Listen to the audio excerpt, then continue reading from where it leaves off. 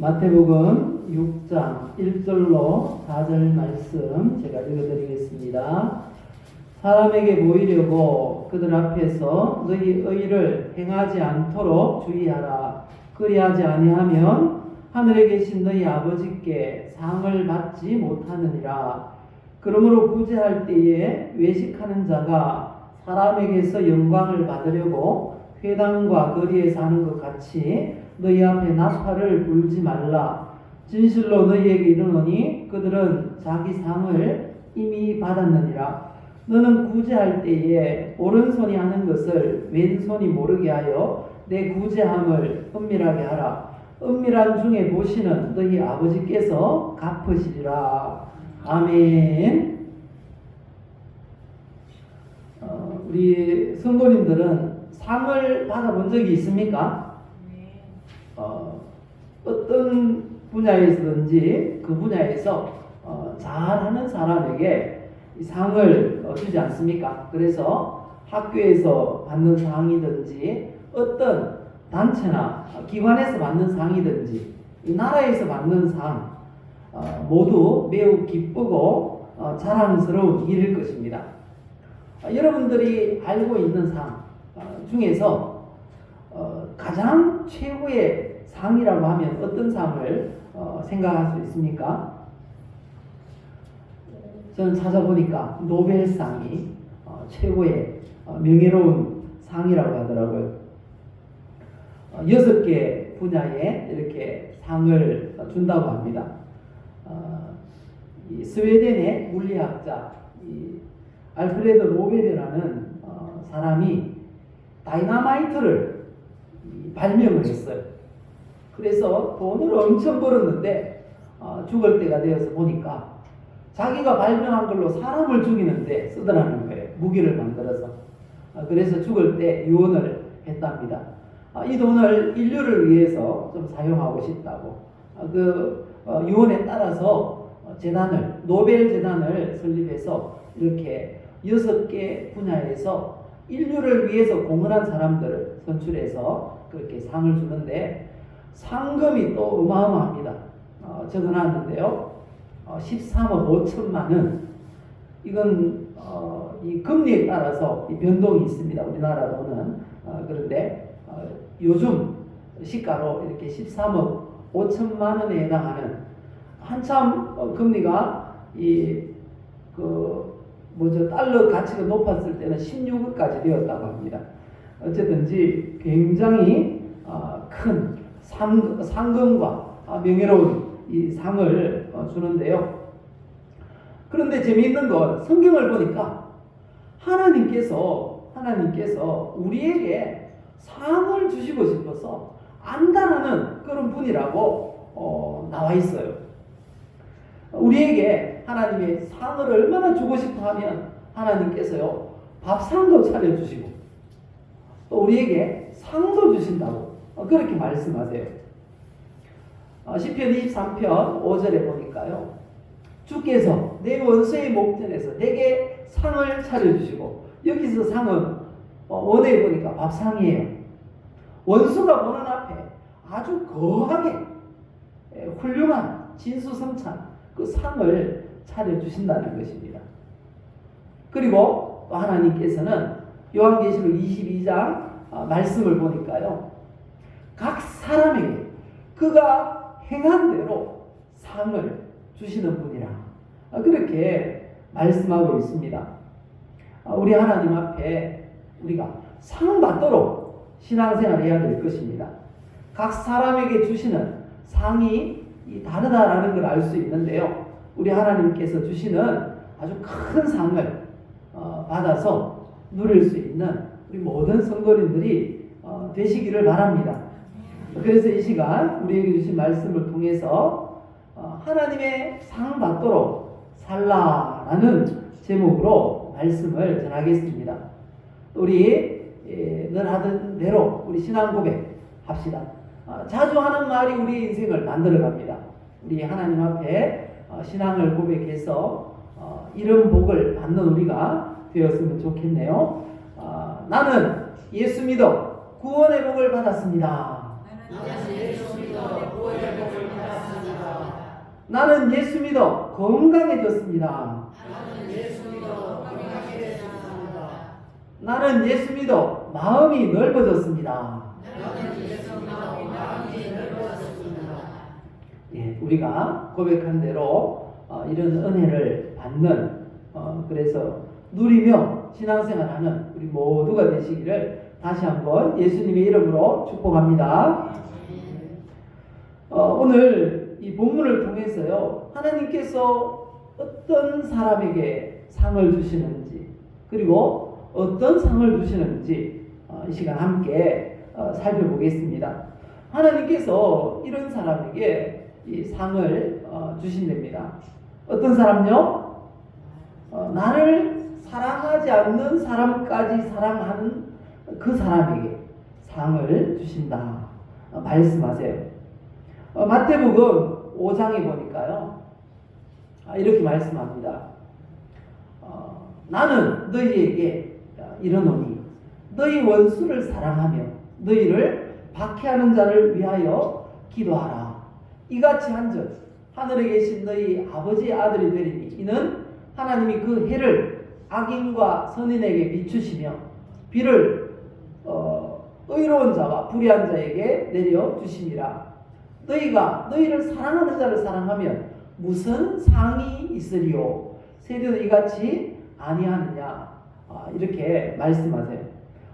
이 말씀은 우리가 원수라고 여겨지는 사람까지 사랑한다면 상을 주시겠다. 그런 말씀인 것입니다. 혹시 여러분들은 미워하는 사람이 있습니까? 있다면 누가 제일 밉습니까? 혹시 저기 우리나라 반대편에 있는 남미에 마약을 재배하고 밀매하는 그런 사람들이 밉습니까? 아니면 북한의 김정은이나 중국 공산당이 밉습니까? 그것도 아니면 혹시 여러분들과 가장 가까이에 있는 아내나 남편, 자녀가 밉습니까? 아무도 미운 사람이 없나 봐요. 예, 제가 보기도 그런 것 같아요. 가까이 있는 사람이 미운 것 같아요. 그죠? 멀리 있는 사람은 나와 직접 관계가 없으니까. 성경도 그래서 말씀합니다. 네 집안 식구가 원수이리라. 이렇게 말씀하세요. 그래서인지 저희 부모님도 보면 늘 싸우세요. 늘 싸워. 야야 너 아버지 때문에 내가 못 살겠다. 그 말을 들은 지가 50년이 넘었어요. 아직도 잘 살아계십니다. 중요한 건 가장 가까이 있는 사람, 같이 생활하는 사람이 밉죠. 미울 때가 많죠. 그렇지만 그 사람을 사랑하는 것, 그게 바로 하나님 앞에 상 받을 일이다 라고 말씀하고 있다는 것입니다. 혹시 남편들이 가장 듣고 싶어 하는 말이 뭘까요? 우리 여성 성도님들, 남편분이 가장 듣고 싶어 하는 말이 뭘까요? 그런 말이라고 해요. 당신 죽으면 나도 따라 죽을 거야. 이렇게 말하는 걸 제일 좋아한답니다. 그런데 놀라운 사실은 이 아내가 먼저 죽으면 남편들이 6, 7년 있다가 죽는데요. 근데 남편이 먼저 죽으면요, 아내들은 더 오래 산대요. 그래서 죽을 일이 없을 거니까요, 우리 여자분들은 말이라도 그렇게 하면 남편들이 몹시 기뻐한답니다. 그렇게 말할 수 있는 그것이 사랑이 아닐까라는 그런 생각을 해봅니다. 누가 이런 또 유머를 하더라고요. 정이 없는 부부가 같이 살면 적막강산이래요. 그런데 또 아내가 죽고 남편만 살면 막막강산이랍니다. 그런데 이 남편이 죽고 아내만 살면 금수강산이래요.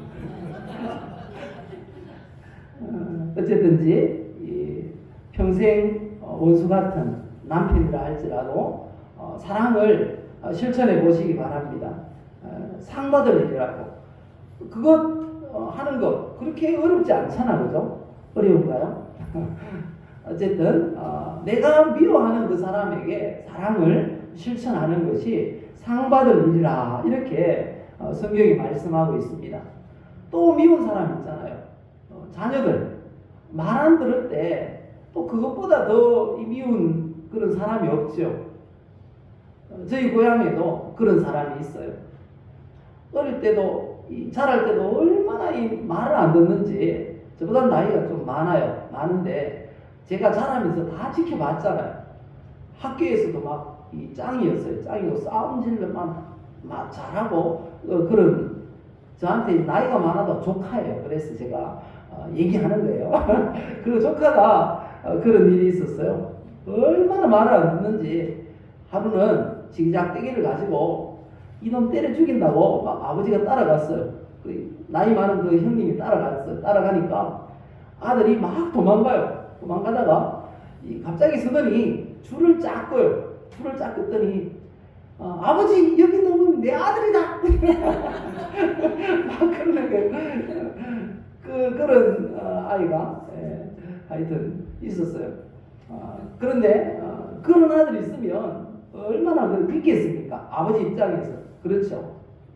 또 나중에 자라는데 보니까 또 막 사업한다고 집에 또 돈 팔고 밥 팔아가지고 돈 가지고 막 탕진하고 막 그런 삶을 살더라고요. 어쨌든 이제 그런 자녀를 미워할 수 있다는 거죠. 또 공부하라 해도 또 안 해. 또 그렇다고 성적이나 잘 나오면 또 뭐라 합니까? 성적도 안 나와. 그러면 막 부모님이 화를 내죠. 역정을 내고 또 성적 안 나온 성적표 가져와가지고 뭐 사인 막 해달라 그러면 밉잖아요. 그죠? 그런데 우리나라 부모 같으면 성적표 잘 안 나온 거 가지고 오면은 성적에 대해서 막 기를 죽일 겁니다. 다른 엄치나 비교하면서 막 기를 죽이잖아. 그죠? 그런데 유대인들은 그렇지 않답니다. 성적을 잘 못 받아와도 자녀 기를 죽이지 않는데요. 그 부모라면 유대인처럼이라는 그 책을 보니까 그런 말이 있더라고요. 유대인들의 사고를 보면요, 자녀가 잘못된 길을 갈 때는 매를 대라고 그렇게 성경이 말씀하세요. 성경이 말씀하는 건 유대인들의 생각, 사고가 굉장히 많이 묻어 있거든요. 그런데 매를 대더라도 체벌을 하더라도 이렇게 하라고 원칙을 그렇게 제시를 합니다. 부모가 화난 상태에서는 자녀를 꾸짖거나 나무라지 말라. 그리고 자녀의 잘못된 행동은 즉시 그 자리에서 고쳐주라. 그리고 결과만 보지 말고 원인까지 살펴서 꾸짖어라.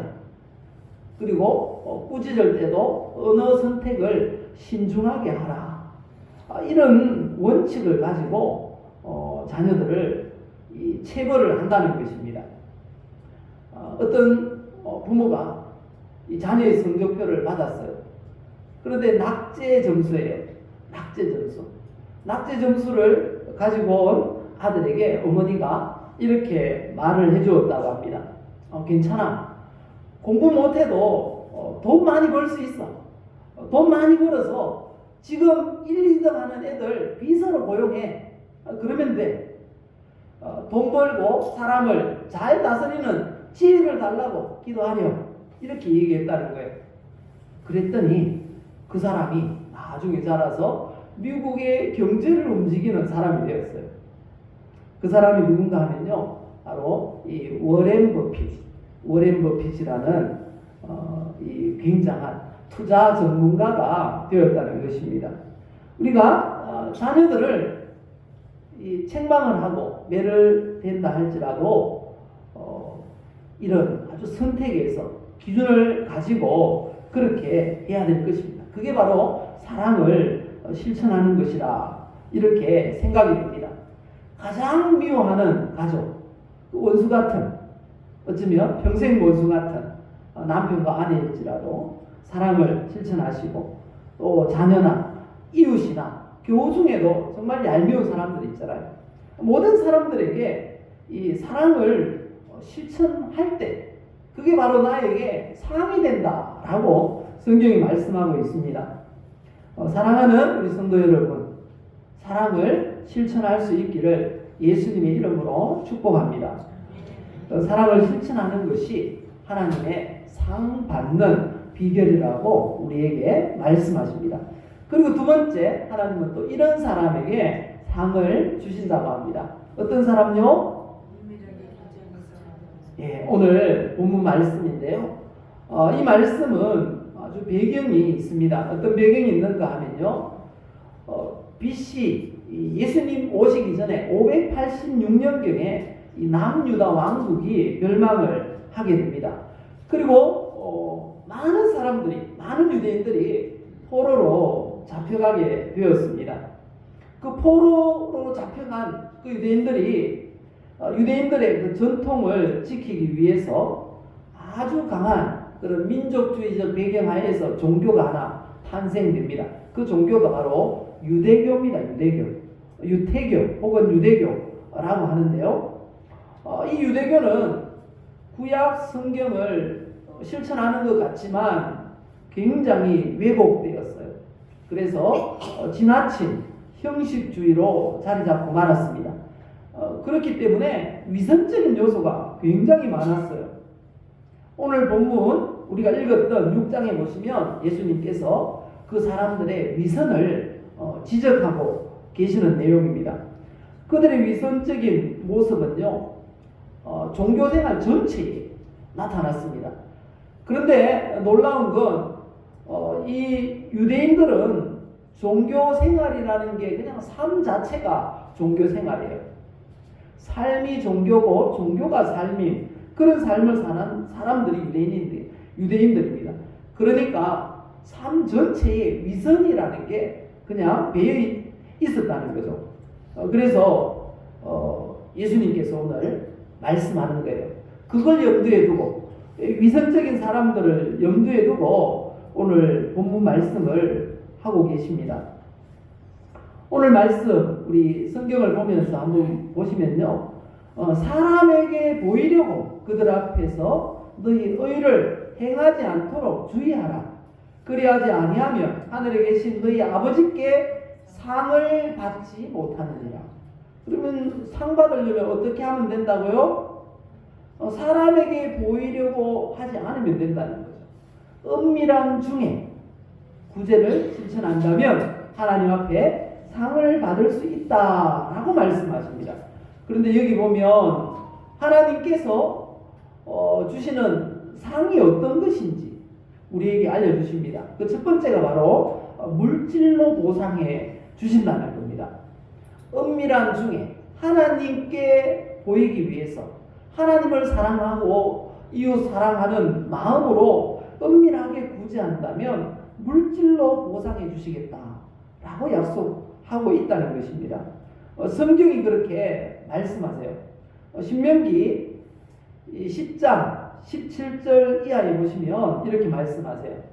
너희 하나님 여호와는 신 가운데 신이시며 주 가운데 주시요 크고 능하시며 두려우신 하나님이시라.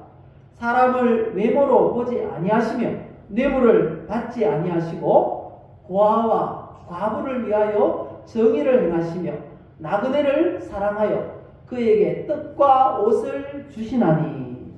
여기서 고아와 과부라는 건 그 당시 경제활동을 할 수 없었던 그런 보호 대상자였음을 우리가 알 수 있습니다. 하나님은 어떤 사람들에게 관심이 있는가? 하나님은 정말 어려운 그런 처지에 있는 사람들에게 관심이 있는 분임을 말씀합니다.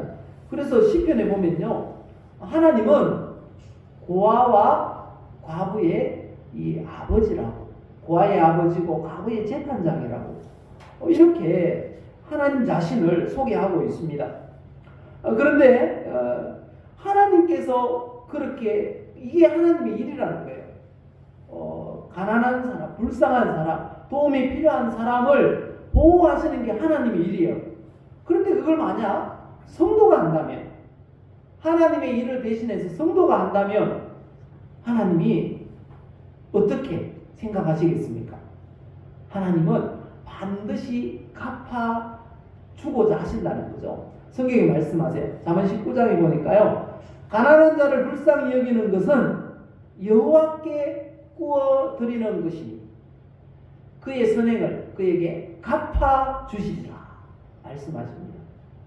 우리가 이웃을 위해서 우리가 구제하고 섬기는 것, 하나님께 이 빚을 지우는 거라는 거예요. 그래서 하나님께서 반드시 갚아주신다고 그렇게 말씀하고 있습니다. 하나님은 반드시 이자까지 붙여서 그렇게 갚아주시는 분이래요. 고린도후서 9장 8절 이하에 말씀합니다. 하나님이 능히 모든 은혜를 너희에게 넘치게 하시나니 이는 너희로 모든 일에 항상 모든 것이 넉넉하여 모든 착한 일을 넘치게 하려 하심이라. 기록된 바 그가 흩어 가난한 자들에게 주었으니 그의 의가 영원토록 있느니라 함과 같으니라. 이렇게 말씀하십니다. 그리고 계속 이어서 말씀하시는데요. 심는 자에게 씨와 먹을 양식을 주시는 이가 너희 심을 것을 주사 풍성하게 하시고 너희 의의 열매를 더하게 하시리니 이렇게 말씀하세요. 잠언 11장에서도 말씀합니다. 이 말씀 같이 읽어볼까요? 흩어 구제하여도 또 구하게 되는 일이 있나니 과도히 아껴도 가난하게 될 뿐이니라. 구제를 좋아하는 자는 풍족하여질 것이요 남을 윤택하게 하는 자는 자기도 윤택하여 지리라. 우리가 이 말씀대로 은밀하게 구제함으로 하나님께서 부어주시는 풍성한 상을 받아 누리시기를 예수님의 이름으로 축복합니다. 예수 안에서 부자가 되는 비결, 은밀한 중에 은밀하게 구제하라 우리에게 말씀하십니다. 그리고 하나님께서 주시는 두 번째 보상은 이런 것이라고 합니다. 기적적인 은혜의 보상이라고 말씀하십니다. 사도행전에 보면요, 9장 말씀을 보시면 도르가라는 여성도에 대한 기록이 있습니다. 이 도르가가 구제를 굉장히 많이 했대요. 물질로 섬긴 게 아니고 옷을 잘 만들었나 봐요. 옷을 만들어서 주변 사람들에게 나누어 주었어요. 그런데 그 일이, 그 선행이 굉장히 많았던가 봐요. 그런데 그렇게 하다가 어느 날 갑자기 이 도르가가 죽었어요. 주변 사람들이 매우 안타까워했던 걸 보면 젊은 나이에 그렇게 죽었나 봐요. 그래서 그 도르가의 안타까운 죽음의 소식을 베드로가 듣고 가서 간절히 기도했더니 기적이 일어났어요. 죽었던 도르가가 다시 살아난 거예요. 사도행전 9장에 그렇게 말씀하십니다. 베드로가 사람을 다 내보내고 무릎을 꿇고 기도하고 돌이켜 시체를 향하여 이르되 다비다야 일어나라 하니 그가 눈을 떠 베드로를 보고 일어나 앉는지라 이렇게 말씀합니다. 하나님은 구제하는 그 성도에게 기적을 베푸신다 말씀하십니다. 우리가 그 기적의 주인공이 될 수 있기를 예수님의 이름으로 축복합니다. 그리고요, 하나님이 주시는 상은 천국이래요. 천국을 우리에게 상으로 주신답니다. 마태복음 25장에 보면요, 양과 염소의 비유가 나옵니다. 하나님은 마지막 날 모든 사람들을 구분해서 세운답니다. 한쪽은 양, 한쪽은 염소, 이렇게 구분을 하신답니다. 그렇게 구분하고 나서 양에게는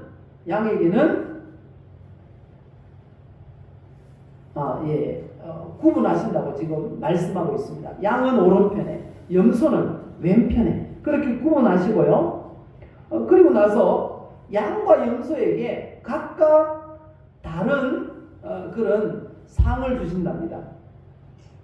그런데 양에게는 상을 주고 그리고 염소에게는 형벌을 내리신다고 그렇게 말씀하십니다. 그게 마태복음 25장 34절 이하의 말씀이에요. 그때 임금이 그 오른편에 있는 자들에게 이르시되, 오른편에는 양들이 있어요. 그 양에게 이렇게 말합니다. 내 아버지께 복받을 자들이여, 나와 창세로부터 너희를 위하여 예비된 나라를 상속받으라. 그 예비된 나라가 뭘까요? 천국이에요. 맞아요. 그 양들에게는 천국을 상급으로 주시겠다 약속하세요. 그리고 나서 이 왼편에 있는 자들에게는요 형벌을 주시겠다고, 지옥 형벌을 내리시겠다고 그렇게 말씀을 하십니다. 그런데 어떤 기준으로 양과 염소를 구분했는가를 보니까요, 그 기준은 바로 은밀한 그런 구제에 있었어요. 양들에게 주인이 이렇게, 하나님께서 이렇게 말씀합니다. 내가 줄일 때에 너희가 먹을 것을 주었고, 목마를 때에 마시게 하였고, 나그네 되었을 때에 영접하였고, 헐벗었을 때에 옷을 입혔고, 병들었을 때에 돌아보았고, 옥에 갇혔을 때에 와서 보았느니라, 이렇게 말씀하는 거예요. 그런데 이 양들이 이렇게 또 주님께 물어요. 우리가 언제 그랬습니까? 언제 그랬습니까? 이렇게 물어요. 자기들도 몰라요. 주님을 그렇게 섬겼는지 몰라요. 그때 주님께서 말씀하십니다. 너희가 너희 주변에 있는 그 가난한 자들에게 한 일이 바로 나에게 한 일이야 라고 말씀하십니다. 이 성경을 보시면 이렇게 말씀합니다. 내 형제 중에 지극히 작은 자 하나에게 한 것이 나에게 한 것이라. 우리 주변에 정말 이 작다고 여겨지는, 가난하고 도움이 필요한 그런 사람들에게 한 것이 바로 나에게 한 것이야, 예수님께 한 것이야 라고 말씀하시더라는 거예요. 그리고 그 사람들에게 상을 주는데 주시는 상이 바로 천국이에요.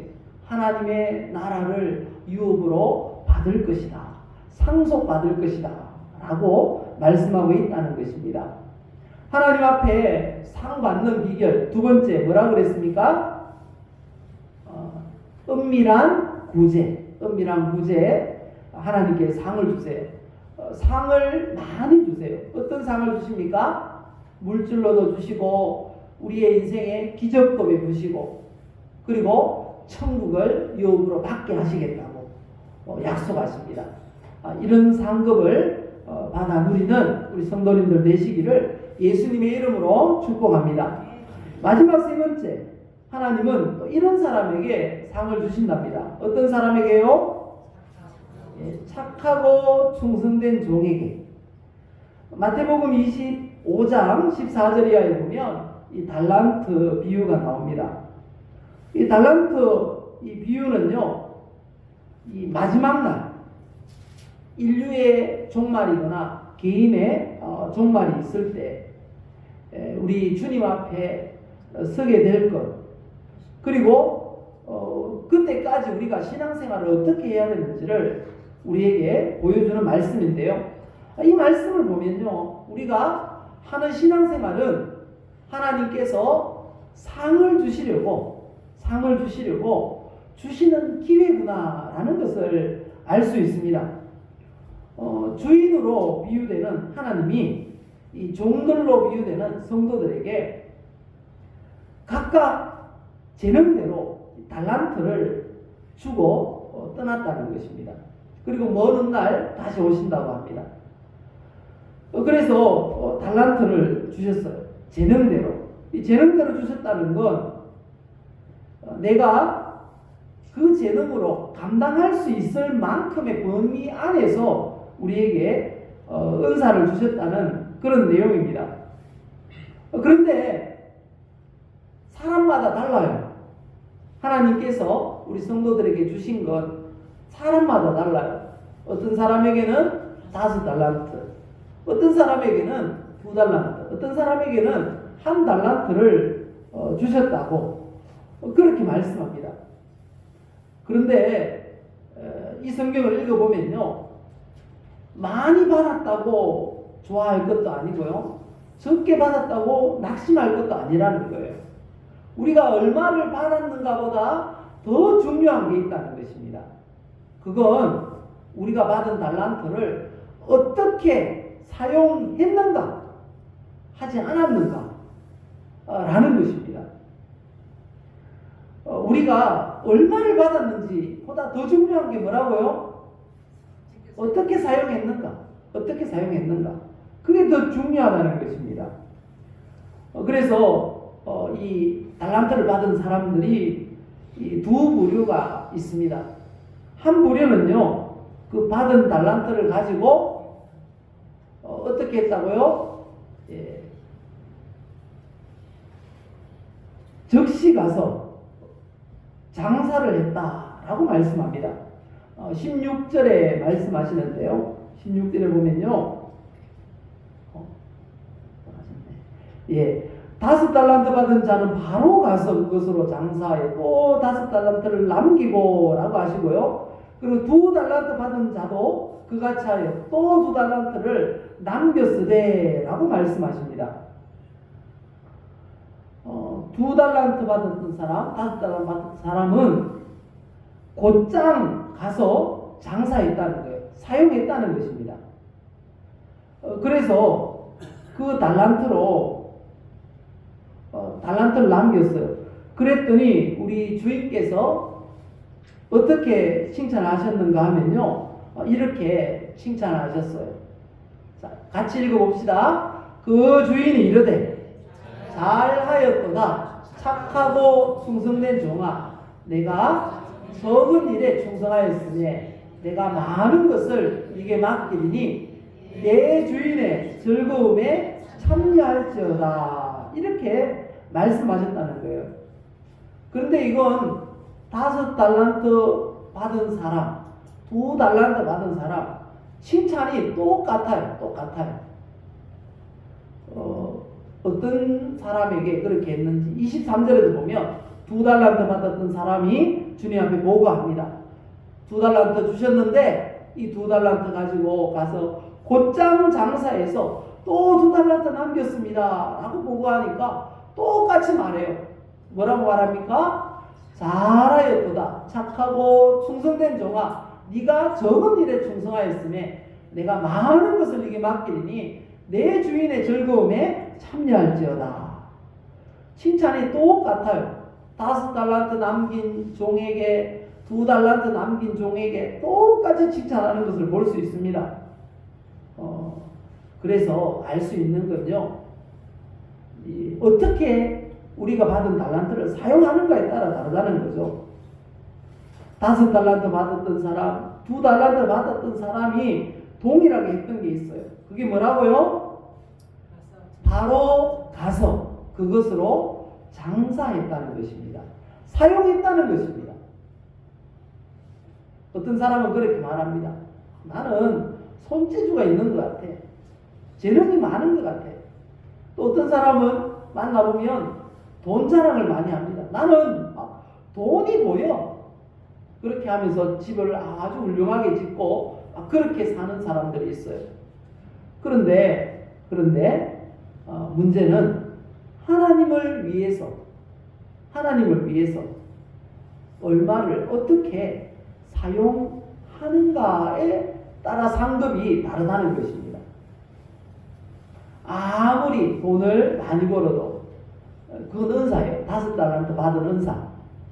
그리고 재주가 많은 것도 은사예요. 어쩌면 5달란트, 2달란트 받은 은사라는 거죠. 그걸 가지고 주님을 위해 어떻게 사용했는가? 그게 중요하다는 것입니다.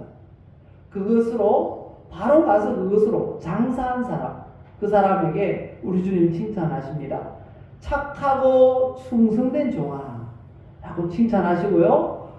풍성한 그런 상을 주시는 것을 볼 수 있습니다. 우리가 받은 것 얼마인지 알 수 없어요. 저도 늘 생각하기를 부족하다 라는 생각을 합니다. 우리 성도님들은 어떻게 생각할지 모르겠어요.